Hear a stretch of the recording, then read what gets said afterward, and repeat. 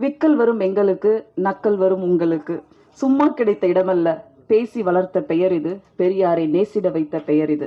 போகும் இடமெங்கும் புரட்சி நடை போட்டு கலையும் தமிழுமாக புதியதோர் உலகம் செய்ய புறப்பட்ட சத்தியத்தின் ராஜா திரு சத்யராஜ் அவர்களை உங்கள் முன் பேச அழைக்கிறோம்.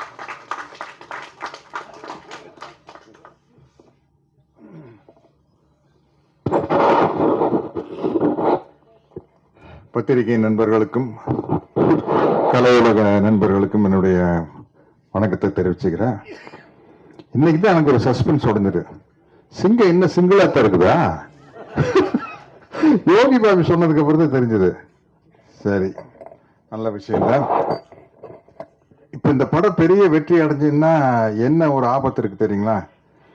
இந்த படம் பெரிய சக்சஸ் ஆச்சுன்னா எந்த படத்தினுடைய இசை வெளியீட்டு விழா நடந்தாலும் கரண்ட் ஆஃப் பண்ண சொல்லுவாங்க.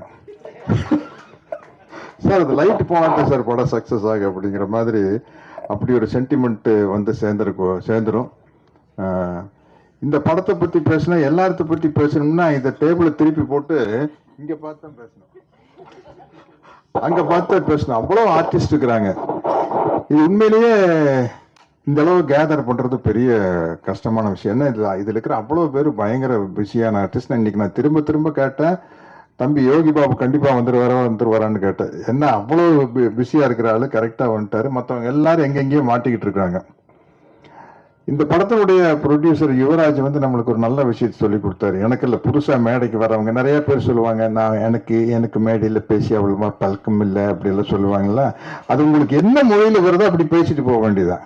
அவர் அடிச்சாரு பாருங்க, நான் வந்துங்க முதல் படங்க இப்படித்தானுங்க எடுத்துனுங்க, அப்புறம் படம் எடுக்கும் போது தானுங்க தெரிஞ்சதுங்க, படம் பாக்குறதுக்கு வேணா சுலபமா இருக்குங்க, எடுக்கிறது வந்து பெண்டு கரண்டு போங்க.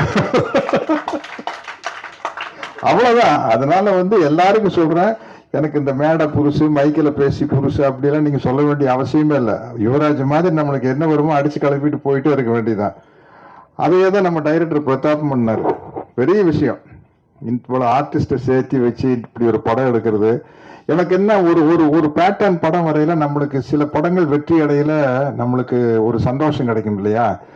அது மாதிரி இப்ப இந்த மதகஜராஜாவும் குடும்பஸ்தனும் ஓடுறது வந்து ஒரு சரி, இப்ப ஜனங்களுக்கு ஒரு ரத்தம் கொலை அதையே பார்த்து பார்த்து இந்த மாதிரி ஒரு குடும்ப படத்தை ஜாலியா காமெடியா பாக்குறது ரொம்ப ரசிக்கிறாங்க அப்படிங்கிறது இந்த ரெண்டு படத்தின் மூலமா நம்மளுக்கு நிரூபணமாயிருக்குது.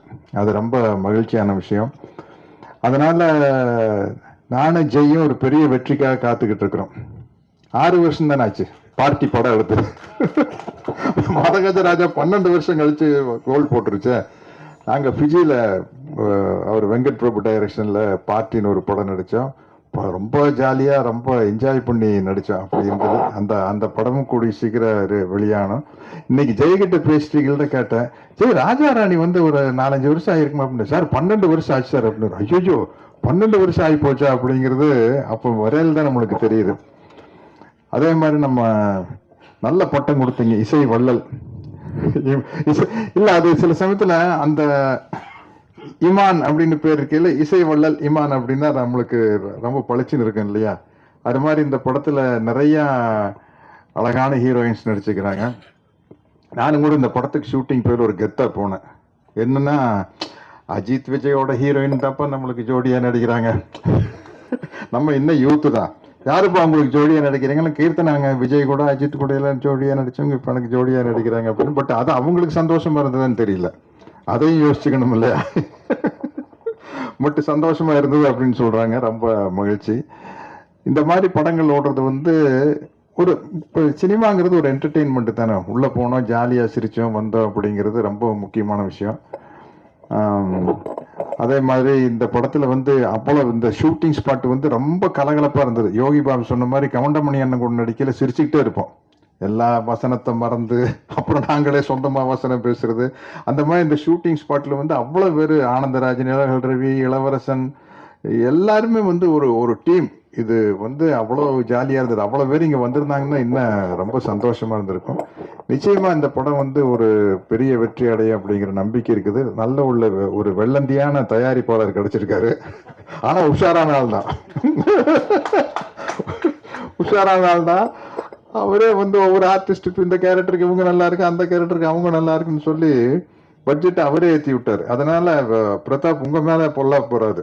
ஏன்னா வந்து இவ்வளவு பேரையும் வச்சுட்டு அவ்வளவு சிக்கனமா படம் எடுத்தாருங்க. சொன்ன டைம்ல டக்கு டக்குன்னு எடுத்து யார் யாரை எப்படி அந்த டைரக்டருக்கு வந்து அந்த எடிட்டிங் நாலேஜ் இருந்துருச்சுன்னா ரொம்ப முக்கியம். அதுதான் ஒரு படத்தை சீக்கிரமா டைரக்ட் பண்ணி முடிக்கிறதுக்கு அந்த எடிட்டிங் நாலேஜ் இருந்தா வந்து, இல்லைன்னா 5 நாள்ல எடுக்கிற சீனை 10 நாள் எடுத்துக்கிட்டு இருப்போம். அது இல்லாம ரொம்ப சிக்கனமா எடுத்து நல்லபடியா முடிச்சிருக்காரு. எல்லா வகையிலையும் ஒரு சந்தோஷமான படம் எனக்கு. இந்த படத்தினுடைய வெற்றிக்காக நானும் காத்துக்கிட்டு இருக்கிறேன். நன்றி, வணக்கம்.